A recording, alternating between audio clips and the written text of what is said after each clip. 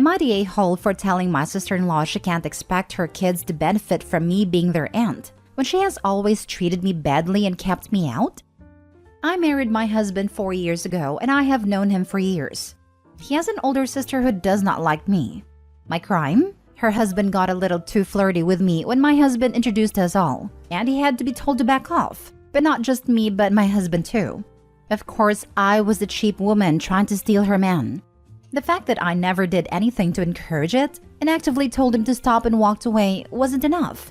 It also wasn't an isolated thing with him, but my husband intervened to make sure he knew we meant business. She has 3 kids with a husband, and ever since that day we met, she has kept me at arm's length with her kids. And she's rude, very rude, has also treated me in very childish ways. But it's whatever. I won't force myself into a place I'm not wanted. I am kind to the kids, but she never wants me spending time with them or talking too much with them. But now she's jealous because my sister's children are close to me, and my husband and I spoil them since I have fertility issues and might never get to be a mom. She called my husband out first, and he told her that her kids were welcome, but he wasn't going to take money we earned together and tell me I need to stay home or not speak to her kids while they're with him/us. She then confronted me and accused me of treating her children badly.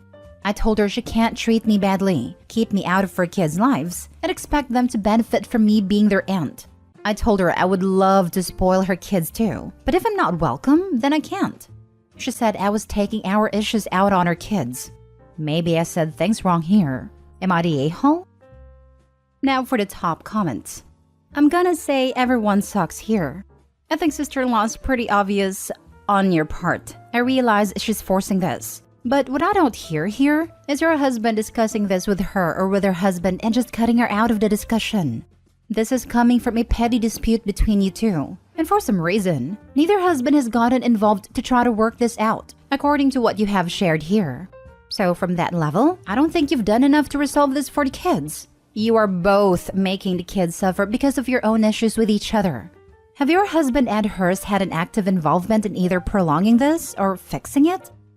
My husband tried to fix things, but she thinks I'm a cheap woman out to steal her husband. After that, he could barely look at her when she called me that. Not the a-hole, but those kids don't deserve to be left out because their mom is like this. I'd find a way to do stuff for them in spite of their mom. I would hate for them to ever think you just didn't care for them. How would I do that without going against her boundaries? They are kids, even if it means them being left out.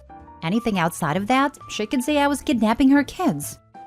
Not the a-hole. Play stupid games, win stupid prizes. To be fair, sister-in-law's kids aren't winning any prizes because of their mom. I know, and that's really sad. But mom is the blocker to the kids having a relationship and all the benefits that come with that. Not the a-hole. So she wants her money for her kids, but doesn't want you around, is rude, and actively works against her kids having a relationship with you. She's an entitled a-hole, and she has only herself to blame. Another human who decided to walk in shadow.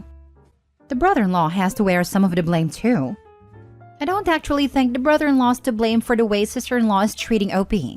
Sister-in-law made a choice to blame OP and take out her frustration on OP instead of placing the blame where it's due. For the record, brother-in-law's awful, and what he did was awful. Sister-in-law's equally awful for making OP the scapegoat. Next story. Am I the a-hole for refusing to offer my spare room to my cousin, who was recently kicked out of her parents' home for being gay? Context. Rebecca, 32, female, recently came out to her mother, 50s or 60s female, and it didn't go well. Her mother harbors strong homophobic beliefs, so I, 30 male, wasn't surprised that she reacted poorly. I was surprised, however, at how badly her mother took the news. To make a long story short, her mother kicked Rebecca out and all but disowned her. This happened last Saturday. The dispute. This afternoon, Rebecca called me to ask if she could stay in my guest room until she figures her situation out. I spent the day mulling it over, but ultimately decided to decline the request. Here's a summary of why. I'm not close to Rebecca. In fact, if anything, we have somewhat of a strained relationship. As we were rather close to age, we were often pitted against each other in terms of achievements and progress by various members of our extended family. As I grew up, I mellowed out, content to live life on my own terms. Rebecca, however, always took every opportunity to tear me down. Her latest slew of attacks against me involving her demeaning my job and claiming that my job added no value to society. I have no faith that Rebecca will figure anything out within anything remotely resembling a reasonable time frame. She's not exactly a functional adult. She's on her third degree after dropping out of her first two. She can't hold down a job, even the simplest part-time ones. As far as I'm aware, she's been unemployed for almost 2 years at this point. Rebecca has relied entirely on her parents for almost every facet of her life, be it having meals cooked for her, the cleaning, and ironing of her clothes, everything. Rebecca is very much a child despite her age. I'm not Rebecca's only option. Several of my cousins have their own places, even if they're just renting. Rebecca can go stay at theirs until she figures her situation out. And, unlike me, my cousins actually have a relationship with Rebecca and think fondly of her. The fallout. While I didn't expect Rebecca to be happy with my decision, I didn't anticipate her blowing up at me either. She called me selfish, that I took family for granted, and even attempted to label me as a homophobic. Like I said above, I was never that fond of Rebecca, so her words did not bother me all too much. What did hurt me were the words of some of my other cousins who I do care about, also accusing me of being inconsiderate. They say that as I'm the only one of my cousins who own my own place, and that I have an unused room, I should be offering that room to Rebecca. I don't know. Should I? How much do you owe family, even if you don't like that family? Am I the a-hole? Not the a-hole. Rebecca's 32 years old, still living off her parents. Whoever takes her in will have a permanent house guest. Not roommate, house guest. Of course, the cousins want you to take her in. That way they don't have to. I'm surprised more people haven't mentioned her age. A 32-year-old getting kicked out of home and wanting someone else to support her? Hard pass. Right, she's accustomed to doing absolutely no adulting. Hasn't worked in 2 years. Whomever takes her in will need a whole skateboard, helmet, stick of dynamite / Looney Tunes Acme kit to get her out of their house. Not the a-hole. Well, the reason she got kicked out sucks. Rebecca's an a-hole who just so happens to be gay. It's your home, and based on your reasons listed and the information provided, I can't say you're in the wrong for what you did. Could it be seen as insensitive? Yes, and I do see it like that, as I'm a big proponent of supporting LGBT people as one myself. But Rebecca has seemingly done little to earn such aid, and based on your description of how she lived with her parents, I wouldn't make her my roommate either. Her being family shouldn't give her the right to be an a-hole and freeloader in your home. I tend to think that the LGBT stuff is irrelevant here. It is a condition that caused her need, but it is not a cause for OP's denial of meeting that need. OP is being perfectly reasonable in saying no to Rebecca. Living with someone requires a relationship with a level of trust and respect that she and Rebecca do not share. While being sensitive to the fact that Rebecca just came out is important, it does not alter the fact that OP and Rebecca do not have the established relationship. That would make living together even a moderately okay idea. How much do you owe family? Well, when the family is a cousin who has been the a-hole to you for years, I'd say you owe her a big, fat 0. You are not the a-hole, and I hope for your sake that your other cousins realize it. It sounds as if they're mad at you, mostly because they might now have to step up themselves and help take care of her, and they clearly don't want to. Next story. Am I the a-hole for not going to my sister's baby shower because it was on my birthday? I, 22 female, turned 22 last month. I had plans for my birthday. My fiancé and I planned to go to an art museum in the neighboring city, then afterwards go to a buffet restaurant along with some friends. We organized this a couple of months in advance. My sister Lola, 31 female, is pregnant with her 4th child, and for some reason, she decided to host the baby shower on my birthday. I didn't know until she sent out the email invites around 3 weeks before the day. I messaged Lola and told her that I'm sorry, but the shower's on my birthday, and I already made plans to celebrate my birthday. I don't know if Lola just forgot when my birthday was, which I doubt because our birthdays are 10 days apart.